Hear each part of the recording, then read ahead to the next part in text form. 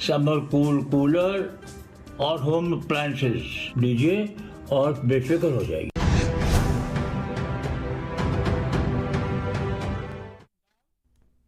नमस्कार, स्वागत, अभिवादन आपका। मैं दुर्गेंद्र चौहान हूं। 4 चरणों के मतदान के बाद अब उत्तर प्रदेश विधानसभा का चुनाव दिलचस्प मोड़ पर पहुंच गया है। 27 फरवरी को 5वें चरण के मतदान में अयोध्या, प्रयागराज और चित्रकूट जैसे धार्मिक नगर, या यूं कहें कि ये धुरी, तो इसी चरण में पूर्वांचल में ये चुनाव प्रवेश करेगा। यानी पूरब और अवध ये इलाका अब यहाँ से शुरू हो जाएगा। कुल 61 सीटें और 12 जिले, 11 जिले में पूरी वोटिंग होगी और एक रायबरेली जिले की एक सीट तिलोई, वहाँ पर भी मतदान होगा। अब तक के 4 चरणों में हिंदू मुस्लिम कार्ड पर चुनाव चला, ऐसा देखने को मिला, ऐसा कहा जा रहा। लेकिन अब विशुद्ध रूप से राम मंदिर, हिंदू अस्मिता और अगड़े पिछड़े जैसे मुद्दे चलेंगे, ऐसा राजनीतिक विश्लेषक मान रहे हैं। 5वें चरण से ही ब्राह्मण वोट की अहमियत दिखेगी, तो क्षत्रिय, निषाद, राजभर, कुर्मी, कुम्हार, मौर्य जैसी अति पिछड़ी जातियां नतीजे प्रभावित करेंगी या उत्तर प्रदेश की सरकार तय करेंगी। मंथन में आज बात पिछड़ों का सत्ता संग्राम।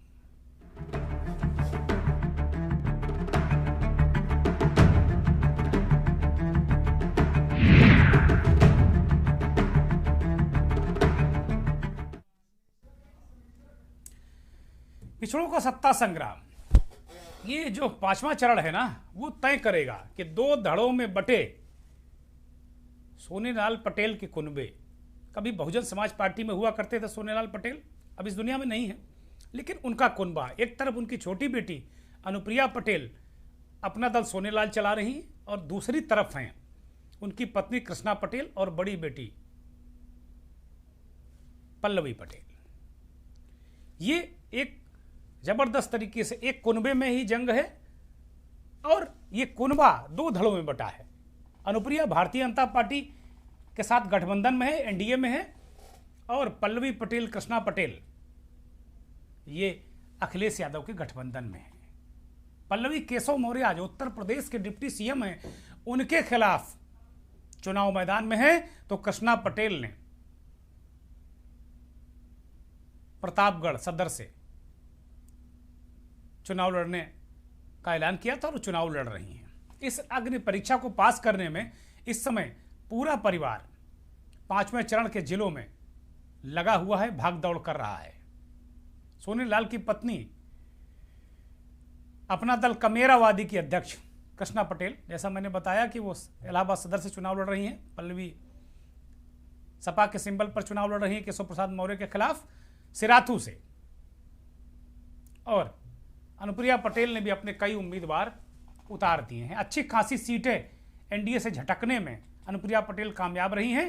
पिछली बार उनकी 8 सीटें थी, 12 जगह उनको चुनाव लड़ने के लिए भारतीय जनता पार्टी ने अधिकृत किया था, उसमें 8 सीटें जीतकर वो कांग्रेस पार्टी से भी 1 सीट ज्यादा उत्तर प्रदेश में लेकर आई थी।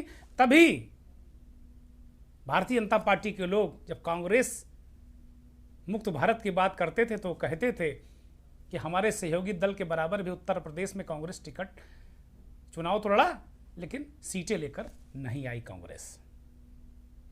अनुप्रिया पटेल की सबसे ज्यादा 7 प्रत्याशी इस दौर में हैं 5वें चरण में। भाजपा ने इन्हें कुल 17 सीटें चुनाव लड़ने के लिए इस बार दी है, 12 से 5 सीटें ज्यादा। इसका असर इसलिए है कि 5 सीटें इसलिए ज्यादा मिली क्योंकि स्वामी प्रसाद मौर्य, दारा सिंह चौहान, ये तमाम अति पिछड़े वर्ग के नेता भारतीय जनता पार्टी को छोड़ गए थे। इस वजह से बार्गेनिंग में अनुप्रिया पटेल को 5 सीटें ज्यादा मिल गई। ये अनुप्रिया पटेल के लिए चरण काफी अहम है और भारतीय जनता पार्टी के लिए भी चरण काफी अहम है। इसी तरह गठबंधन के दूसरे साझीदार निषाद पार्टी के अध्यक्ष संजय निषाद ने भी 15 सीटें झटक ली हैं। ओम प्रकाश राजभर पिछली बार भाजपा गठबंधन के साथ थे और 4 सीटें उन्होंने इस चरण में जीती थी। इस बार 2022 के लिए वो सपा के साथ हैं और सपा ने उन्हें 18 सीटें दी हैं, कम सीटें नहीं मिली हैं ओम प्रकाश राजभर को। संजय निषाद एक सीट शायद हम कम बता रहे थे, 16 सीटें मिली हैं, जो अधिकृत आंकड़ा हमारे सामने है उसमें 16 सीटें संजय निषाद को मिली हैं। जबकि 2017 में निषाद पार्टी अपने सिंबल पर चुनाव लड़ी थी, 72 उम्मीदवार उतारे थे, सिर्फ ज्ञानपुर सीट पर ही उन्हें जीत मिली थी। अवध के जिलों में राजपूत मतदाता की संख्या 15 से 18% के करीब है, ये बड़ा महत्वपूर्ण है। ब्राह्मण मतदाता 8 से 12% के करीब हैं। इसके अलावा कायस्थ मतदाताओं की संख्या 2 से 4% है। ओबीसी 50 से 55 है, बहुत बड़ी संख्या ओबीसी मतदाताओं की है। और ओबीसी बाकी चरणों में किसकी सरकार से ले रही है, किसकी सरकार लखनऊ में बनने वाली है, ये बहुत बड़ी भूमिका तय करने वाले हैं 50 से 55% ओबीसी। पांचवें चरण की 71 विधानसभा सीटों में 90% पर बीजेपी और अपना दल गठबंधन का 2017 में यानी एनडीए गठबंधन का कब्जा रहा है। विधानसभा चुनावों में इन 60 सीटों में से 51 सीटें बीजेपी ने जीती थी, जबकि उसके सहयोगी दल अपना एस को 2 सीटें मिली थी। वहीं सपा के खाते में महज 5 सीटें आई थी। इसके अलावा कांग्रेस को 1 सीट पर जीत मिली थी, 2 निर्दलीय ने भी जीत जीती थी। पूरे आगे पूर्वांचल का गणित हम ये बता रहे हैं। ये चरण खाली ये 5वें चरण की बात नहीं बता रहे हैं, क्योंकि 5वें चरण में सीटें इतनी नहीं है जितनी हम आपको जुड़वा चुके हैं, उतनी सीटें नहीं हैं। तो आप कहेंगे कि भाई दुर्गेंद्र चौहान आपका गणित गड़बड़ है, तो पूरे उसकी बात बता रहा हूँ। बसपा के खाते में कोई सीट नहीं आई थी। ये जो महत्वपूर्ण पूर्वांचल और अवध की बात कर रहे हैं। तो अब आप जो देख रहे हैं चुनावी गोलबंदी, या इसे कहें कि पिछड़ों की गोलबंदी है। ये चुनावी गोलबंदी नहीं, पिछड़ों की गोलबंदी है वास्तव में। और चुनाव तो प्रक्रिया चल ही रही है, चुनाव हो ही रहा, लेकिन जो पिछड़ों की गोलबंदी है वो अब जबरदस्त तरीके से 5वें से लेकर अंतिम चरण तक जबरदस्त देखने को मिलेगी। और ये वही इलाका है जिसके लिए भारतीय जनता पार्टी भी पिछड़ा पिछड़ा पिछड़ा पिछड़ा पिछड़ा कर राग अलाप रही थी, और समाजवादी पार्टी भी पिछड़ा अति पिछड़ा, कुछ अत्यंत ही निर्भरता इस वर्ग पर समाजवादी पार्टी ने दिखाई है। हालांकि भारतीय जनता पार्टी के रणनीतिकार एक समय शुरुआत में तो सिर्फ पिछड़ों की माला जप रहे थे, पिछड़े माला जप रहे थे, लेकिन बीच में उनको चुनाव के समय समझ में आया या कुछ इनपुट उन्हें मिला कि भाई केवल पिछड़ा पिछड़ा करोगे तो आपका जो बेस वोट है जिससे पार्टी शुरू हुई है, ब्राह्मण बनिया, जो ये बेस वोट है अगड़ों का, और अब तो छत्री भी, योगी आदित्यनाथ का चेहरा सामने आने के बाद और उनके स्वीकार कर लेने के बाद कि हमें गर्व है छत्री होने पर, अब तो छत्री भी भयानक तरीके से भारतीय जनता पार्टी के साथ गोलबंद होता दिख रहा है। ये वोट कभी समाजवादी पार्टी के साथ गोलबंद हुआ करता था। अब 5वें चरण के चुनाव का प्रचार का आज अंतिम दिन था। सभी दिग्गजों ने गोलबंदी की। आज हम देख रहे थे कि प्रयागराज, वहां पर सबसे ज्यादा ताकत दलों ने लगाई। संगम नगरी प्रयागराज में सर्वाधिक ताकत लगाई। वहां पर योगी आदित्यनाथ ने रोड शो किया, जनसभाएं की और मतदाताओं को साधने की कोशिश की। एक ही नहीं, हमने देखा कि योगी जी ने कई विधानसभाओं में उन्होंने जनसभाएं की।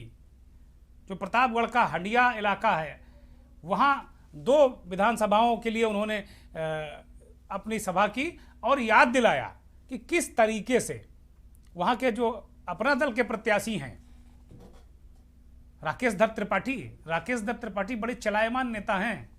कभी भारतीय जनता पार्टी में होते थे, फिर बहुजन समाज पार्टी में रहे। कल्याण सिंह की गवर्नमेंट से लेके मायावती, राम प्रकाश गुप्ता, राजनाथ सिंह, ये सारी सरकारों में मंत्री रहे हैं। सत्ता प्रेमी आदमी है राकेश दत्त त्रिपाठी, और इलाहाबाद विश्वविद्यालय छात्र संघ के अध्यक्ष भी रहे वो, तो छात्र नेता भी हैं। योगी जी जब राकेश दत्त त्रिपाठी के चुनाव प्रचार में गए, और इस बार राकेश दत्त त्रिपाठी अपना दल के टिकट पर चुनाव लड़ रहे हैं। इसी तरह उसकी पड़ोसी जो विधानसभा है हंडिया के, वहां से प्रशांत सिंह चुनाव लड़ रहे हैं, और प्रशांत सिंह निषाद पार्टी के उम्मीदवार हैं। तो इन दोनों उम्मीदवारों का प्रचार योगी जी करने गए थे। अनुप्रिया पटेल भी वहां मौजूद थी। योगी जी ने कहा कि भाई तमाम व्यस्तताओं के बाद मैंने सारे कार्यक्रम रद्द कर दिए और राकेश धर त्रिपाठी का चुनाव प्रचार करने के लिए मैं आया हूँ। उन्होंने राकेश त्रिपाठी की भूरी भूरी प्रशंसा की। राकेश धर त्रिपाठी का ब्राह्मण नेता के रूप में उधर 10-5 सीटों पर असर पड़ता है। योगी जी का उनकी बार बार तारीफ करना ये संकेत और संदेश भी देता है कि भारतीय जनता पार्टी ब्राह्मण वोटों को भी सहेज कर रखना चाहती है। ये पूरा गुणागणित है। इसी तरह अखिलेश यादव ने वहाँ तमाम सभाएं की, जगह जगह रोड शो किए, सभाएं की प्रयागराज में, और प्रियंका गांधी, राहुल गांधी वहाँ पहुँचे, अमित शाह वहाँ पहुँचे। इसी तरीके से अयोध्या में भी आज नेताओं का जमावड़ा जमघट रहा। योगी जी थे, अखिलेश थे, आज उन्होंने हनुमानगढ़ी के दर्शन किए और अयोध्या का एक रोड मैप भी अखिलेश यादव ने प्रस्तुत किया कि भाई अगर उनकी सरकार आई, ये बड़े दिनों से इस बात की चर्चा थी कि अखिलेश यादव अयोध्या के बारे में क्यों कुछ नहीं कहते, मंदिर के बारे में क्यों नहीं कुछ करते, अयोध्या के विकास के बारे में क्यों कुछ नहीं कहते। अखिलेश यादव ने एक रोड मैप दिया कि समाजवादियों की सरकार अगर उत्तर प्रदेश में आई तो अयोध्या का विकास इस दौर से ज़्यादा बेहतर कराएंगे, किसानों को वो 6 गुना मुआवजा देंगे, और अयोध्या का जो हेरिटेज स्वरूप है, ऐसा नहीं कि काशी की तरह उसको तोड़ डालिए फिर नया निर्माण करिए। वो कह रहे ना, गलत किया काशी को तोड़कर। हम अयोध्या नगरी का वास्तविक स्वरूप कायम रखते हुए उसका विकास करेंगे, और ऐसा विकास करेंगे कि लोग देखते रह जाएंगे। वहाँ एक प्रार्थना स्थल बनाया है, अखिलेश यादव ने अपनी सरकार ने बनाया था, उस पर उसके सहारे उन्होंने निशाना साधा और कहा कि ये प्रार्थना स्थल हमने अपनी सरकार में बनाया था, उसमें धनुष और बाण लगना था, लेकिन 5 साल में बाबा मुख्यमंत्री ना धनुष लगा पाए ना बाण। तो यहाँ से उन्होंने कई तीर भी छोड़े इस धनुष और बाण के सहारे, एक अलग तरीके का परसेप्शन बनाने की कोशिश की।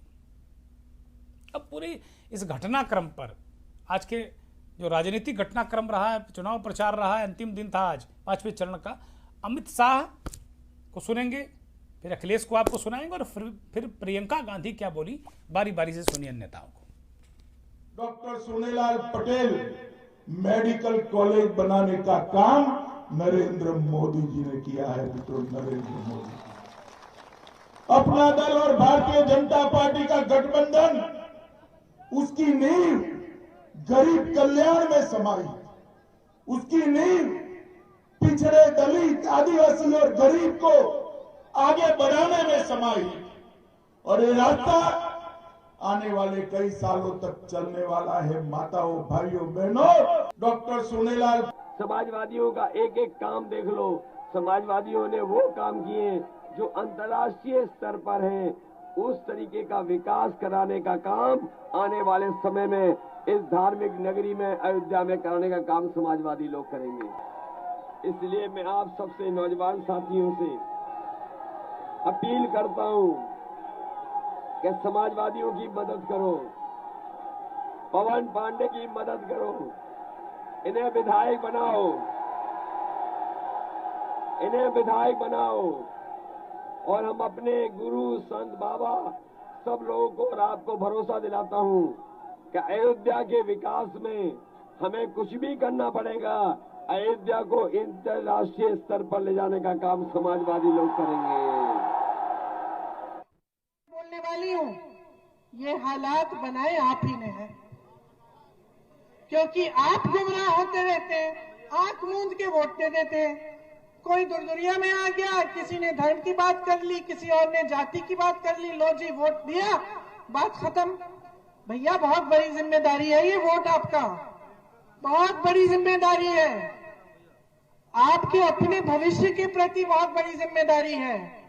इसको ठीक तरह से समझिए। आप आज गलत पार्टी को चुनेंगे, दोबारा 5 साल पछताएंगे। और प्रियंका आगाह कर रही हैं। अमित शाह कह रहे हैं कि भाई सोनेलाल पटेल का जो मेडिकल कॉलेज है मोदी जी ने बनवाया है। थोड़ी देर पहले हम सुन रहे थे कि योगी जी कह रहे थे कि भाई मेडिकल कॉलेज की स्थापना हमने की, सोनेलाल जी का नाम जिंदा रखा प्रतापगढ़ में। खैर, योगी और मोदी एक ही हैं। अमित शाह अपने नज़रिए से कह रहे हैं और योगी जी अपने नज़रिए से कह रहे हैं। लेकिन जिस सभा में अमित शाह बोल रहे थे वहाँ हम देख रहे थे तो केशव प्रसाद मौर्य की तस्वीर थोड़ा 1-2 इंच ऊंची नजर आ रही थी। अब हम पत्रकार हैं, कुछ ना कुछ खुराफात देखते रहते हैं। संजय निषाद भी काफ़ी नजर आ रहे थे, योगी जी थोड़ा किनारे लगे हुए थे पोस्टर में। ये पूरा, क्योंकि ये जो पिछड़ों का लैंड है, ओबीसी लैंड है, तो यहाँ जाहिर सी बात है कि इस तरह की बातें करनी पड़ेंगी। इलाहाबाद में सोनीलाल का नाम लेना पड़ेगा। वर्षों उन्होंने राजनीति की, अपना पैर तुड़वाया सोनीलाल पर। जब पुलिस ने लाठीचार्ज किया था तो शायद ही, मुझे लगता है कि 100-150 फ्रैक्चर उनके शरीर में थे। एक एक हड्डी पोर पोर तोड़ दिया था पुलिस ने मार मार के उनको। उसके बाद सोनीलाल पटेल का राजनीति में उदय हुआ और फिर वो कमेराओं पिछड़ों के नेता वो बने। और वहीं से रहने वाले वो कानपुर के, लेकिन राजनीति इलाहाबाद, मिर्जापुर, बनारस, वहाँ। तो सोनीलाल बहुत दूरदर्शी नेता थे। अब इस समय भारतीय जनता पार्टी को सोनीलाल पटेल की याद बहुत आ रही है। राघवेंद्र सिंह राजू, देश के जाने माने राजनीतिक समीक्षक, हमारे साथ जुड़ गए हैं। राजू जी इस समय दिल्ली से जम्मू कश्मीर की यात्रा पर हैं। हमने अनुरोध किया था कि भाई आप थोड़ा समय दीजिए, तो राघवेंद्र सिंह जी आज हमारे साथ फ़ोन लाइन पर जुड़ रहे हैं। वो सीधे नहीं जुड़ पा रहे, लेकिन फ़ोन पर हैं वो। राघवेंद्र जी, जैसा कि हम देख रहे हैं कि भाई ये 5वां चरण, राघवेंद्र जी सीधे आ गए, बहुत स्वागत है आपका, बहुत नमस्कार, अभिनंदन। फ़ोन लाइन पर ही हैं ये, हमारे साथी कुछ ऐसा लगा देते हैं ना कि लग रहा है कि सीधे लाइव पर आ गए हैं। फ़ोन लाइन पर हैं, लाइव जैसा दिख रहा, कोई बात नहीं, लाइव का फील दीजिए। राघवेंद्र जी से बात करते हैं। राघवेंद्र जी, ये देखिए कि अचानक इस जो 5वें चरण में पहुंचते पहुंचते एक तो सारे लोग इलाहाबाद में, प्रयागराज में आज पूरा गुणागणित लगाते रहे। सब हर आदमी को प्रयागराज में जाके पिछड़ों की याद आ रही, सोनीलाल पटेल की याद आ रही। पिछड़ों का कल्याण सबसे ज़्यादा मोदी जी ने किया, ये अमित शाह कह रहे हैं, अखिलेश यादव कह रहे हैं कि मदद करो। प्रियंका गांधी ने आगाह किया कि भाई देखो तुम गलत वोट दे देते हो आप लोग, इसी वजह से गलत लोग आ जाते हैं। तो ये 5वां चरण, यहाँ की राजनीति क्या है और ये किस ओर जा रहा है? राघवेंद्र जी, सीधा और सपाट सवाल है आपसे। देखिए दुर्गेन जी, चौथे चरण तक के बाद जो है, जो 5वां चरण है, इसमें पूर्वांचल की जो भी सीटें आ रही हैं, 95 में जब प्रतापगढ़ में अपना दल का गठन हुआ और ये ज्यादातर नेता आपने देखे होंगे, सारे नेता बहुजन समाज पार्टी से ही अवतरित होकर के अपने अपने अलग अलग दलों में आए। दुर्गेन जी, जाहिर सी बात है कि उत्तर प्रदेश में चाहे भारतीय जनता पार्टी हो, उसका भी प्रदेश अध्यक्ष कुर्मी समाज से ही है, चाहे कांग्रेस पार्टी हो, लल्लू चौरसिया जी भी ओबीसी से ही आते हैं, चाहे सपा हो, नरेश उत्तम पटेल जी वो भी पटेल समाज से ही आते हैं, और चाहे राजभर जी हो, बहुजन समाज पार्टी के प्रदेश अध्यक्ष, वो ओबीसी समाज से ही आते हैं। ओबीसी कार्ड को लेकर के जो उत्तर प्रदेश की वर्तमान राजनीति चल रही है, उन राजनीतियों में उपजातियों में तमाम विभाजन भी है। और इसी विभाजन को आपने देखा होगा कि पिछड़े और पिछड़ों में बहुत ज्यादा बिखराव हुआ है जी। चाहे पहला चरण हो, चाहे दूसरा चरण हो, चाहे तीसरा चरण हो, चाहे चौथा चरण हो।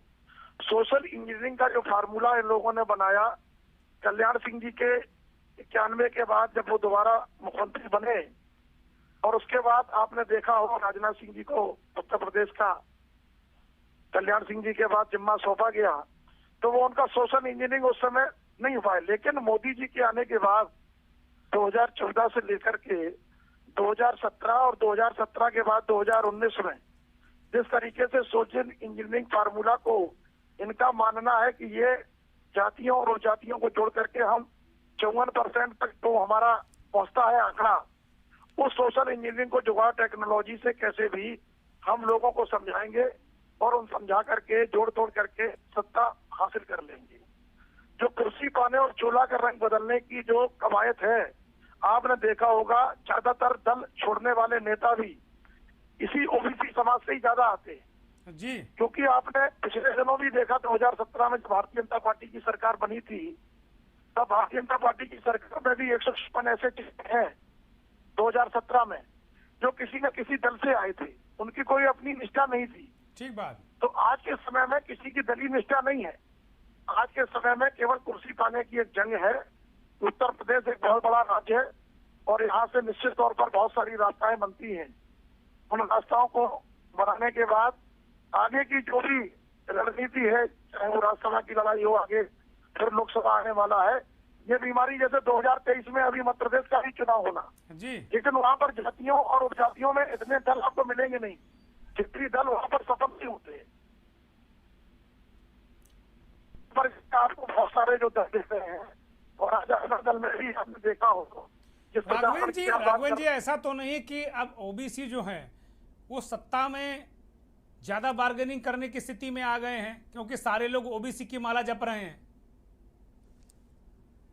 जी जो आपकी सोच जा रही है, अभी क्या है, मतदाता खामोश है, तो किसी भी दल की कोई अभी स्थिति स्पष्ट नहीं है जी। ऐसी स्थिति में जैसे आपने देखा हो कि अपना दल जो स्वर्गीय सोनेलाल पटेल जी थे, इंजीनियर बलिहारी के साथ उन्होंने जो पार्टी बनाई, आज माता कृष्णा पटेल जी अपने आप लड़ रही है प्रतापगढ़ से। अचानक वहां से अनुप्रिया पटेल जी को अपना प्रत्याशी हटाना पड़ा। वही की सगी बहन, बड़ी बहन पल्लवी पटेल उत्तर सीएम के खिलाफ चुनाव लड़ रही है और वहां के खिलाफ उनको जाना पड़ा। तो परिवार की जुगलबंदी जो है और किस तरीके से सत्ता पाने में और अपने अपने को स्थापित करने का जो फार्मूला चल रहा है, और ये भी सच है कि अगर ऐसे में इस जुगाड़ टेक्नोलॉजी में किसी का पूर्ण बहुमत नहीं आया तो ऐसी स्थिति में सरकार बनाने में इन छोटे छोटे दलों की एक महती भूमिका होगी। उस सब चीजों को लेकर के ये सारे लोग अपने अपने नए नए फार्मूले डेवलप करके जोड़ तोड़ में लगे हुए हैं। तो ये कहाँ तक सफल हो पाएगा सोशल इंजीनियरिंग, ये तो आने वाला वक्त बताएगा। लेकिन जो इसी में लोग हैं ओबीसी में भी आपने देखा बहुत बड़ा। राघवेंद्र जी बड़ा अहम प्रश्न मेरे दिमाग में आ रहा है, 1 मिनट आपको रोकेंगे। ये तो हो गई इनकी बात कि भाई माता एक तरफ, बिटिया एक तरफ, दामाद दूसरी तरफ। ये जो आपने कहा ना कि उत्तर प्रदेश में बहुत सारे दल बन गए इस तरीके के और वो सत्ता की बार्गेनिंग करने लगे ओबीसी के नाम पे। ठीक बात है, ओबीसी को आगे आना चाहिए, हम इसके प्रबल पक्षधर हैं। लेकिन सबसे बड़ी बात है कि क्या वास्तव में सत्ता का स्वाद जो ओबीसी समाज है नीचे तक क्या पहुंचता है, या यही जो ठेका ले लेते हैं 2%, 3%, 4% का, यही इनके रिश्तेदार, इनकी बिटिया, इनकी बहू, इनका दामाद, इनके बेटे यही सब चखा करते हैं और बाकी सबको मिलता है ठेंगा। तो क्या क्या क्या स्थिति, क्या समाज का वास्तव में ये दल उत्थान कर पा रहे हैं या केवल अपना सत्ता की बार्गेनिंग करके मलाई काटते हैं ये लोग? शायद राघवेंद्र जी से ये संपर्क टूट गया है, कोई बात नहीं, ये बड़ा महत्वपूर्ण सवाल है। और मेरा अपना मानना है कि शायद ओबीसी का अभी जो नीचे स्तर पे है, अभी ओबीसी वर्ग के लोग लगातार भर्तियों को लेकर लाठी खाते रहे लखनऊ में, शिक्षक हो चाहे अन्य भर्तियों के लोग, वो कहते रहे कि भाई ओबीसी जो अति पिछड़ा वर्ग के लोग हैं, पिछड़ा वर्ग आयोग ने उनको कह दिया कि भाई इतने % उनको आरक्षण के साथ नौकरी दो, उनको भटकाया गया, वो लाठियां खाते रहे, पिटते रहे, लखनऊ की सड़कों पर पानी में भीगते रहे। लेकिन ये नेता, एक भी नेता वहां पहुंचा नहीं, वो चाहे पक्ष का हो वो चाहे विपक्ष का हो। अगर ठीक है और सत्ताधारी दल के खिलाफ इन लोगों का आक्रोश था तो विपक्ष के इतने बड़े ओबीसी नेता तमाम इसमें चुनाव में प्रकट हो गए हैं, वो क्यों नहीं गए वहां पे? तो इसी को हम पैमाना मानते हैं कि वास्तव में जब जमीन पर ओबीसी को अपनी लड़ाई लड़ने की जरूरत पड़ती है, ये चुनाव के वक्त तो बहुत सारे दल नेता नजर आते हैं लेकिन ये इनकी जबान तक नहीं खोलती, ये बयान तो देना दूर, इनकी जबान तक नहीं खोलती। तो अब मंथन में वक्त हो गया है चलते चलते का, और ये बेहद महत्वपूर्ण सेगमेंट है। हम लगातार इस चुनाव में पहले 2 चरणों के बाद हम इसी बात को कह रहे हैं कि भाई यूपी में बुल और बुलडोजर, ये 2 मुद्दे हैं चुनाव के और दोनों एक दूसरे से जुड़े हुए हैं। बुल और बुलडोजर पे वोट पड़ रहा है, इसमें कहीं कोई संदेह मुझे लग नहीं रहा है। अब भारी कौन पड़ता है, बुल पड़ता है बुलडोजर, ये 10 मार्च को पता चलेगा। लेकिन बुलडोजर के प्रशंसक भी अलग अलग तरीके के नजर आते हैं। महिलाएं भी बुलडोजर को महिला सुरक्षा का प्रतीक मानती हैं। कुछ लोग एक बड़ी, जिनकी तादाद ठीक ठाक है, वो कहते हैं बुलडोजर माफियाओं का नाशक विनाशक है, गुंडों, बदमाशों, छेड़ाछाड़ी करने वाले लोगों को एक तरीके सबक सिखाने का प्रतीक है बुलडोजर। और कुछ लोग कहते हैं कि शांति, सुरक्षा, विकास, इंफ्रास्ट्रक्चर, इनका प्रतीक है बुलडोजर। और एक बात ये भी समझ में आ रही है कि अभी 2-3 चरणों में जो हमने देखा कि महिलाएं बुलडोजर के नाम पर हचक के वोट डाल रही हैं, और जबकि अखिलेश यादव बीच बीच में तंज कसते हैं और वो कहते हैं कि ये बुलडोजर बाबा हैं और इनका बुलडोजर मेंटेनेंस में चला गया है। खैर, लेकिन बुलडोजर, ये बिल्कुल इसमें कहीं कोई संदेह नहीं है कि बुलडोजर और योगी आदित्यनाथ एक दूसरे की पहचान बन गए हैं। इसीलिए तो लोग उन्हें बुलडोजर बाबा कहने लगे हैं। और इसमें उनको कोई एतराज भी नहीं है, वो मुस्कुरा देते हैं जब उनसे पत्रकार सवाल पूछते हैं कि आपको तो बुलडोजर बाबा कहते हैं लोग, बाबा बुलडोजर कहते हैं, बुलडोजर बाबा कहते हैं। खैर, ये तो बात हुई पक्ष और विपक्ष की, लेकिन लोगों में बाबा और बुलडोजर को लेकर इस तरह की भी दीवानगी देखने को मिलेगी, ये हमने नहीं सोचा था। देखिए, अपने सर पर एक बच्चा बुलडोजर रखे हुए है और जो उसने वस्त्र पहन रखे हैं वो भगवा हैं। ये बड़ा महत्वपूर्ण वीडियो है और इसी के साथ महत्वपूर्ण, बड़ा रोचक है। इसे गौर से देखिएगा कि बुलडोजर किस कदर सर चढ़कर बोल रहा है, सर चढ़कर बोल रहा है। बहुत बहुत धन्यवाद, नमस्कार।